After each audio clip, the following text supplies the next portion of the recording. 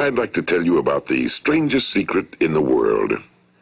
Some years ago, the late Nobel Prize-winning Dr. Albert Schweitzer was being interviewed in London, and a reporter asked him, "Doctor, what's wrong with men today?" And the great doctor was silent a moment, and then he said, "Men simply don't think." It's about this that I want to talk with you. We live today in a golden age. This is an era that man has looked forward to, dreamed of, and worked toward for thousands of years. But since it's here, we pretty well take it for granted. We in America are particularly fortunate to live in the richest land that ever existed on the face of the earth, a land of abundant opportunity for everyone. But do you know what happens? Well, let's take 100 men who start even at the age of 25. Do you have any idea what will happen to those men by the time they're 65? These 100 men who all start even at the age of 25 believe they're going to be successful. If you asked any one of these men if he wanted to be a success, he'd tell you he did. And you'd notice that he was eager toward life, that there was a certain sparkle to his eye, an erectness to his carriage, and life seemed like a pretty interesting adventure to him. But by the time they're 65, 1 will be rich. 4 will be financially independent. 5 will still be working. 54 will be broke. Now think a moment. Out of the 100, only 5 make the grade. Now why do so many fail? What has happened to the sparkle that was there when they were 25? What's become of the dreams, the hopes, the plans? And why is there such a large disparity between what these men intended to do and what they actually accomplished? When we say about 5% achieve success, we have to define success. And here's the best definition I've ever been able to find. Success is the progressive realization of a worthy ideal. If a man is working toward a predetermined goal and knows where he's going, that man is a success. If he's not doing that, he's a failure. Success is the progressive realization of a worthy ideal. Rollo May, the distinguished psychiatrist, wrote a wonderful book called Man's Search for Himself. And in this book he says, the opposite of courage in our society is not cowardice. It is conformity. And there you have the trouble today. It's conformity, people acting like everyone else without knowing why, without knowing where they're going. Now think of it. In America right now, there are over 18 million people 65 years of age and older. And most of them are broke. They're dependent on someone else for life's necessities. Now, we learn to read by the time we're 7. We learn to make a living by the time we're 25. Usually by that time, we're not only making a living, we're supporting a family. And yet by the time we're 65, we haven't learned how to become financially independent in the richest land that has ever been known. Why? We conform. And the trouble is that we're acting like the wrong percentage group, the 95 who don't succeed. Now, why do these people conform? Well, they really don't know. These people believe that their lives are shaped by circumstances, by things that happen to them, by exterior forces. They're outer-directed people. A survey was made one time that covered a lot of men, working men, and these men were asked, "Why do you work? Why do you get up in the morning?" 19 out of 20 had no idea. If you ask them, they'll say, well, everyone goes to work in the morning, and that's the reason they do it, because everyone else is doing it. Now let's get back to our definition of success. Who succeeds? The only person who succeeds is the person who is progressively realizing a worthy ideal. He's the person who says, I'm going to become this, and then begins to work toward that goal.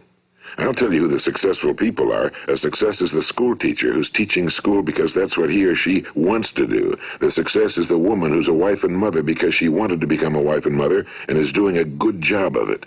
The success is the man who runs the corner gas station because that was his dream. That's what he wanted to do. The success is the successful salesman who wants to become a top-notch salesman and grow and build with his organization. A success is anyone who is doing deliberately a predetermined job because that's what he decided to do deliberately. But only 1 out of 20 does that. That's why today there isn't really any competition unless we make it for ourselves. Instead of competing, all we have to do is create. You know, for 20 years, I looked for the key which would determine what would happen to a human being. Was there a key I wanted to know which would make the future a promise that we could foretell to a large extent? Was there a key that would guarantee a person's becoming successful if he only knew about it and knew how to use it? Well, there is such a key, and I've found it. Have you ever wondered why so many men work so hard and honestly without ever achieving anything in particular, and others don't seem to work hard and yet seem to get everything? They seem to have the magic touch. You've heard them say that about someone. Everything he touches turns to gold. And have you ever noticed that a man who becomes successful tends to continue to become successful?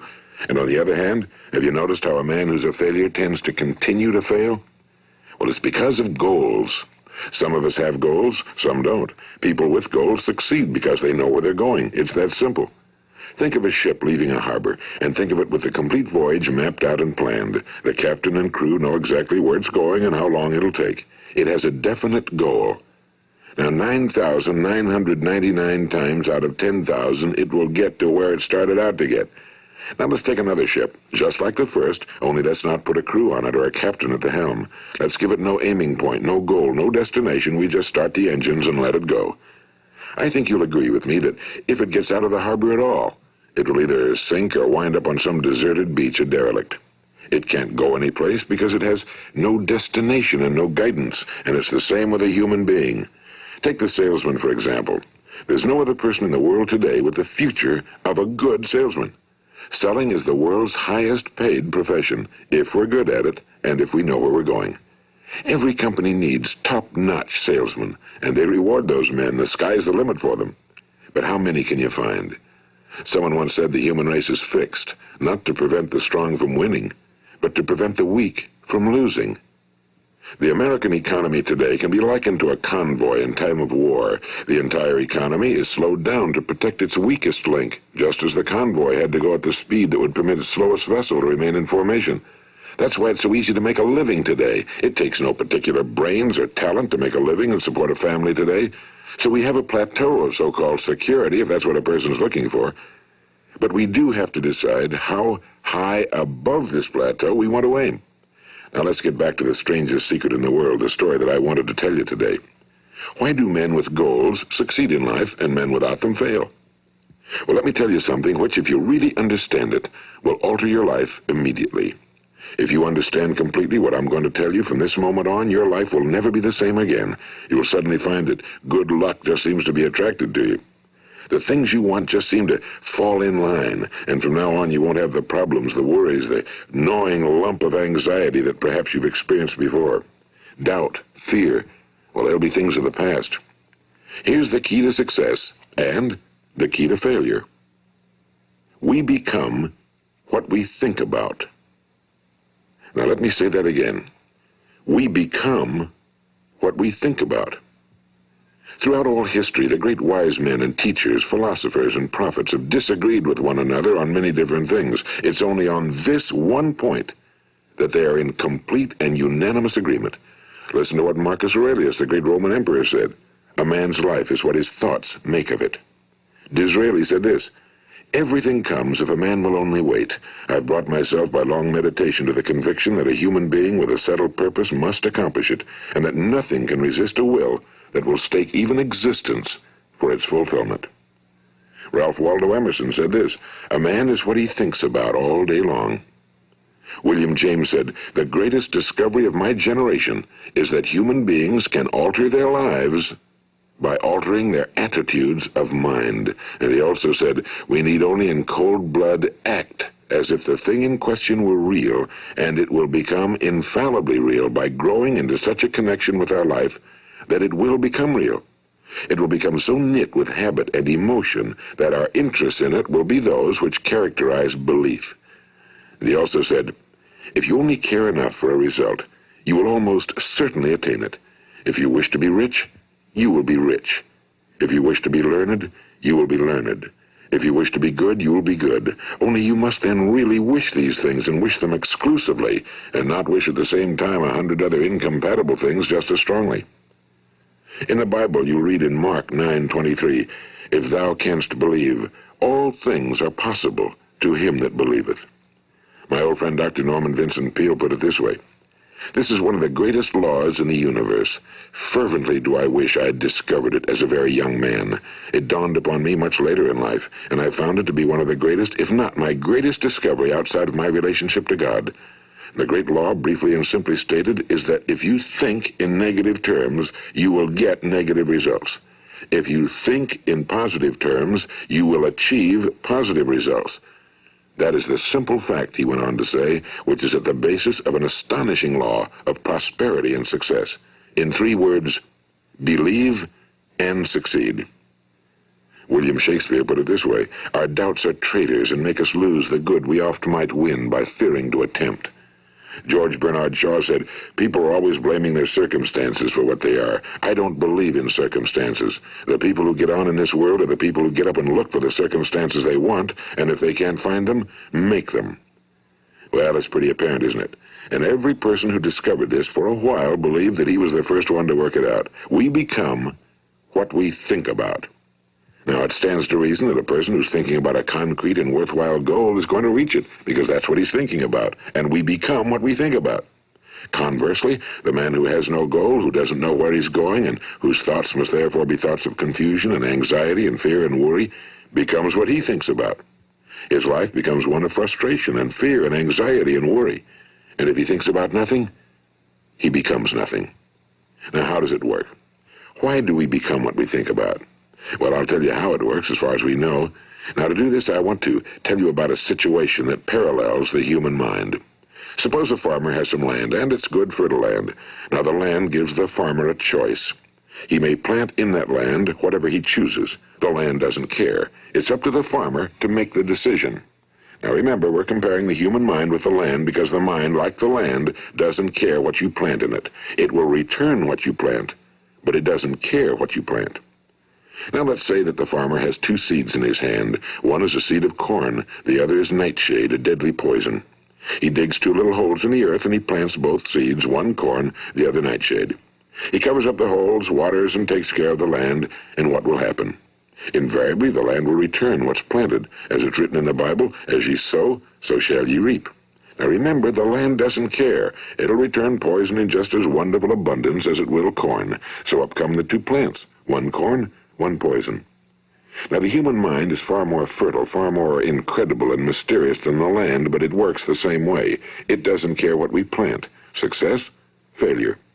A concrete, worthwhile goal, or confusion. Misunderstanding, fear, anxiety, and so on. But what we plant, it must return to us. You see, the human mind is the last great unexplored continent on Earth. It contains riches beyond our wildest dreams. It will return anything we want to plant. Now, you might say, well, if that's true, why don't people use their minds more? Well, I think they figured out an answer to that one, too. Our mind comes as standard equipment at birth. It's free, and things that are given to us for nothing we place little value on. Things that we pay money for, we value. The paradox is that exactly the reverse is true. Everything that's really worthwhile in life came to us free. Our minds, our souls, our bodies, our hopes, our dreams, our ambitions, our intelligence, our love of family and children and friends and country, all these priceless possessions are free. But the things that cost us money are actually very cheap and can be replaced at any time. A good man can be completely wiped out and make another fortune. He can do that several times. Even if our home burns down, we can rebuild it. But the things we got for nothing, we can never replace. The human mind isn't used because we take it for granted. Familiarity breeds contempt. It can do any kind of job we assign to it, but generally speaking, we use it for little jobs instead of big, important ones. Universities have proved that most of us are operating on about 10% or less of our abilities. So decide now, what is it you want? Plant your goal in your mind. It's the most important decision you'll ever make in your entire life. What is it you want? Do you want to be an outstanding salesman? A better worker at your particular job? Do you want to go places in your company, in your community? Do you want to get rich? All you've got to do is plant that seed in your mind, care for it, work steadily toward your goal, and it will become a reality. It not only will, there's no way that it cannot. You see, that's a law, like the laws of Sir Isaac Newton, the laws of gravity. If you get on top of a building and jump off, you'll always go down. You'll never go up, and it's the same with all the other laws of nature. They always work. They're inflexible. Think about your goal in a relaxed, positive way. Picture yourself in your mind's eye as having already achieved this goal. See yourself doing the things you will be doing when you've reached your goal. Ours has been called the phenobarbital age, the age of ulcers and nervous breakdowns and tranquilizers, at a time when medical research has raised us to a new plateau of good health and longevity. Far too many of us worry ourselves into an early grave, trying to cope with things in our own little personal ways, without learning a few great laws that will take care of everything for us. These things we bring on ourselves through our habitual way of thinking. Every one of us is the sum total of his own thoughts. He is where he is because that's exactly where he really wants to be, whether he'll admit that or not. Each of us must live off the fruit of his thoughts in the future, because what you think today and tomorrow, next month and next year, will mold your life and determine your future. You're guided by your mind. I remember one time I was driving through eastern Arizona, and I saw one of those giant earth-moving machines roaring along the road at about 35 miles an hour with what looked like 30 tons of dirt in it. A tremendous, incredible machine, and there was a little man perched way up on top with the wheel in his hands guiding it. And as I drove along, I was struck by the similarity of that machine to the human mind. Just suppose you're sitting at the controls of such a vast source of energy. Are you going to sit back and fold your arms and let it run itself into a ditch? Or are you going to keep both hands firmly on the wheel and control and direct this power to a specific, worthwhile purpose? It's up to you. You're in the driver's seat. You see, the very law that gives us success is a two-edged sword. We must control our thinking. The same rule that can lead a man to a life of success, wealth, happiness, and all the things he ever dreamed of for himself and his family. That very same law can lead him into the gutter. It's all in how he uses it, for good or for bad. This is the strangest secret in the world. Now, why do I say it's strange, and why do I call it a secret? Actually, it isn't a secret at all. It was first promulgated by some of the earliest wise men, and it appears again and again throughout the Bible, but very few people have learned it, understand it. That's why it's strange, and why for some equally strange reason it virtually remains a secret. I believe that you could go out and walk down the main street of your town and ask one man after another what the secret of success is, and you probably wouldn't run into one man in a month who could tell you. Now, this information is enormously valuable to us if we really understand it and apply it. It's valuable to us not only for our own lives, but the lives of those around us, our families, employees, associates, and friends. Life should be an exciting adventure. It should never be a bore. A man should live fully, be alive. He should be glad to get out of bed in the morning. He should be doing a job he likes to do because he does it well. One time I heard Grove Patterson, the great late editor-in-chief of the Toledo Daily Blade, make a speech, and as he concluded his speech, he said something I've never forgotten. He said, "My years in the newspaper business have convinced me of several things. Among them, that people are basically good, and that we came from someplace, and we're going someplace. So we should make our time here an exciting adventure. The architect of the universe didn't build a stairway leading nowhere." And the greatest teacher of all, the carpenter from the plains of Galilee, gave us the secret time and time again. As ye believe, so shall it be done unto you. I've explained the strangest secret in the world and how it works. Now, on this side, I want to explain how you can prove to yourself the enormous returns possible in your own life by putting this secret to a practical test. I want you to make a test that will last 30 days. It isn't going to be easy, but if you'll give it a good try, it will completely change your life for the better. Now, back in the 17th century, Sir Isaac Newton, the English mathematician and natural philosopher, gave us some natural laws of physics which apply as much to human beings as they do to the movement of bodies in the universe. And one of these laws is that for every action, there is an equal and opposite reaction. Simply stated, as it applies to you and me, it means we can achieve nothing without paying the price. The results of your 30-day experiment will be in direct proportion to the effort you put forth. To be a doctor, you must pay the price of long years of difficult study. To be successful in selling, and remember that each of us succeeds to the extent of his ability to sell. Selling our families on our ideas, selling education in schools, selling our children on the advantages of living the good and honest life, selling our associates and employees on the importance of being exceptional people. To, of course, the profession of selling itself. But to be successful in selling our way to the good life, we must be willing to pay the price. Now, what is that price? Well, it's many things. First, it's understanding emotionally, as well as intellectually, that we literally become what we think about, that we must control our thoughts if we're to control our lives. It's understanding fully that as ye sow, so shall ye reap. Second, it's cutting away all fetters from the mind and permitting it to soar as it was divinely designed to do. It's the realization that your limitations are self-imposed and that the opportunities for you today are enormous beyond belief. It's rising above narrow-minded pettiness and prejudice. And third, it's using all your courage to force yourself to think positively on your own problem, to set a definite and clearly defined goal for yourself, to let your marvelous mind think about your goal from all possible angles, to let your imagination speculate freely upon many different possible solutions, to refuse to believe that there are any circumstances sufficiently strong to defeat you in the accomplishment of your purpose, to act promptly and decisively when your course is clear, and to keep constantly aware of the fact that you are, at this moment, standing in the middle of your own acres of diamonds, as Russell Conwell used to point out. And fourth, save at least 10% of every dollar you earn. It's also remembering that no matter what your present job, it has enormous possibilities, if you're willing to pay the price. Now let's just go over the important points in the price each of us must pay to achieve the wonderful life that can be ours. It is, of course, worth any price. 1. You will become what you think about. 2. Remember the word imagination and let your mind begin to soar. 3. Courage. Concentrate on your goal every day. 4. Save 10% of what you earn. And 5. Action. Ideas are worthless unless we act on them. Now, I'll try to outline the 30-day test I want you to make. Keep in mind that you have nothing to lose by making this test and everything you could possibly want to gain. There are two things that may be said of everyone. Each of us wants something, and each of us is afraid of something. I want you to write on a card what it is you want more than anything else. It may be more money. Perhaps you'd like to double your income or make a specific amount of money. It may be a beautiful home. It may be success at your job. It may be a particular position in life. It could be a more harmonious family. Each of us wants something. Now write down on your card specifically what it is you want. Make sure it's a single goal and clearly defined. You needn't show it to anyone, but carry it with you so that you can look at it several times a day. Think about it in a cheerful, relaxed, positive way each morning when you get up, and immediately you have something to work for, something to get out of bed for, something to live for.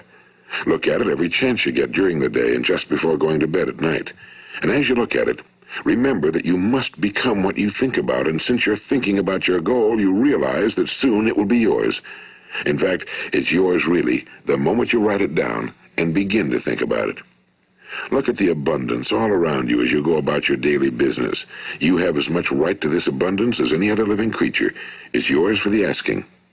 Now we come to the difficult part. Difficult because it means the formation of what is probably a brand new habit, and new habits are not easily formed. Once formed, however, it will follow you for the rest of your life.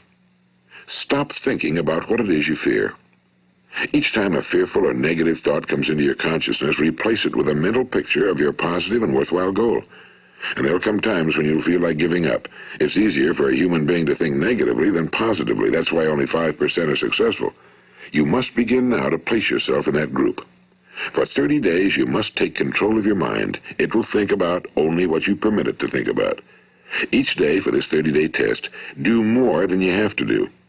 In addition to maintaining a cheerful, positive outlook, give of yourself more than you've ever done before. Do this knowing that your returns in life must be in direct proportion to what you give. The moment you decide on a goal to work toward, you're immediately a successful person. You are then in that rare and successful category of people who know where they're going. Out of every 100 people, you belong to the top 5.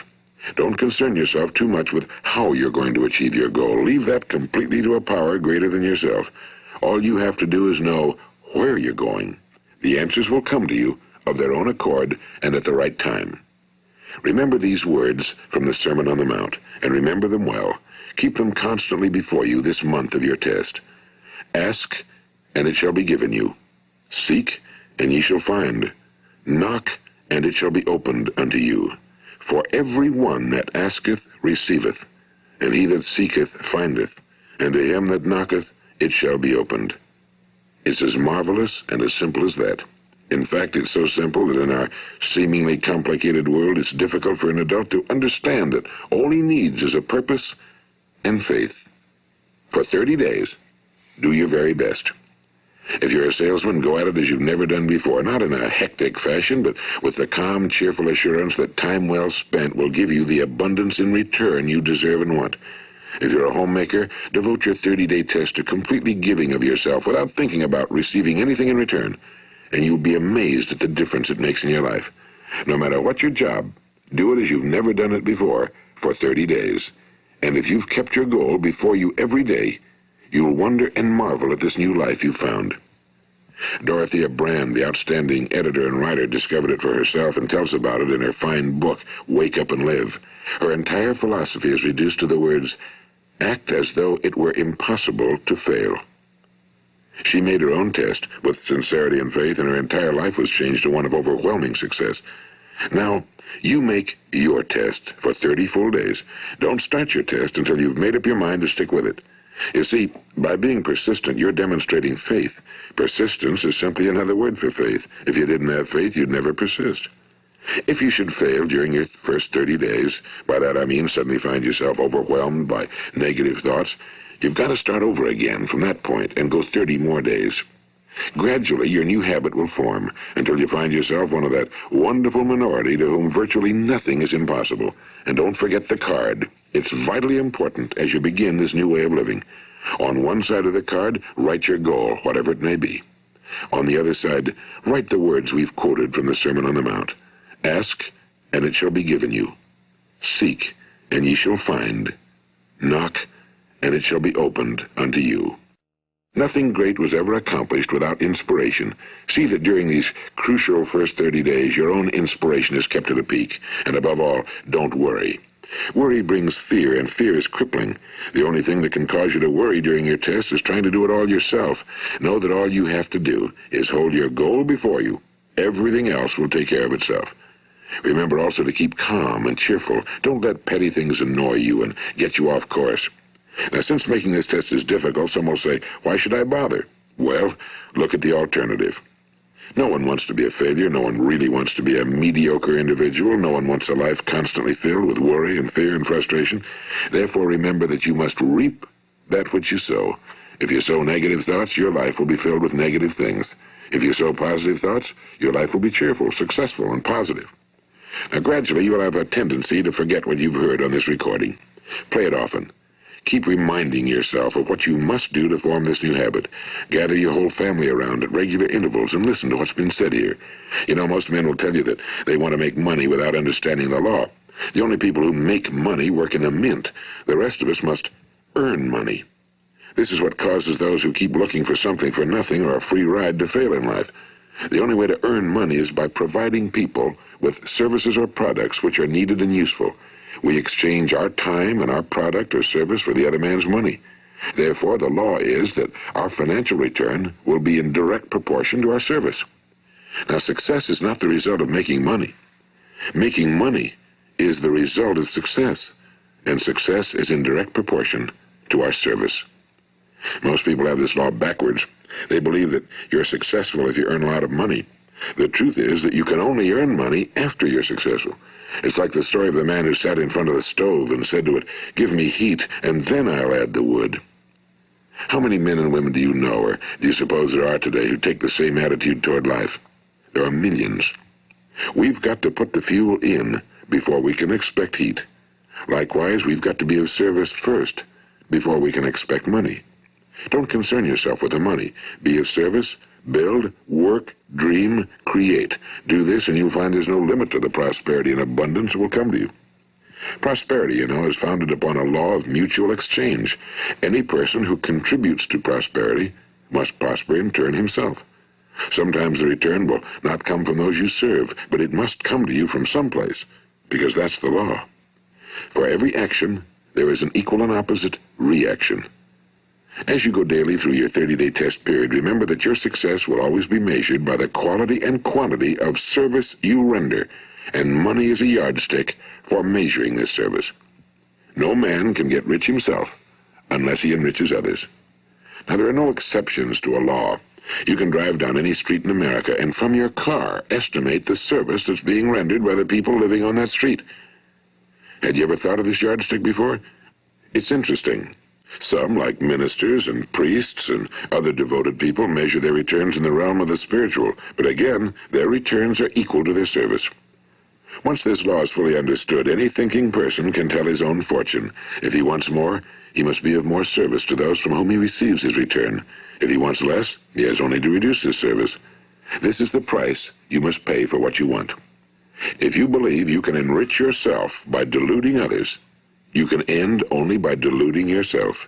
It may take some time, but just as surely as you breathe, you'll get back what you put out. Don't ever make the mistake of thinking you can avert this. It's impossible. The prisons and the streets where the lonely walk are filled with people who tried to make new laws just for themselves. We may avoid the laws of man for a while, but there are greater laws that cannot be broken. An outstanding medical doctor recently pointed out 6 steps that will help you realize success. 1. Set yourself a definite goal. 2. Quit running yourself down. 3. Stop thinking of all the reasons why you cannot be successful and instead think of all the reasons why you can. 4. Trace your attitudes back through your childhood and try to discover where you first got the idea you couldn't be successful, if that's the way you've been thinking. 5. Change the image you have of yourself by writing out a description of the person you would like to be. And 6. Act the part of the successful person you have decided to become. The doctor who wrote those words is a noted West Coast psychiatrist, Dr. David Harold Fink. Do what the experts since the dawn of recorded history have told you you must do. Pay the price by becoming the person you want to become. It's not nearly as difficult as living unsuccessfully. Make your 30-day test, then repeat it again, and each time it will become more a part of you until you'll wonder how you could ever have lived any other way. Live this new way and the floodgates of abundance will open and pour over you more riches than you may have dreamed existed. Money? Yes, lots of it. But what's more important, you'll have peace. You'll be in that wonderful minority who lead calm, cheerful, successful lives. Start today. You have nothing to lose, but you have a whole life to win. This is Earl Nightingale, and thank you.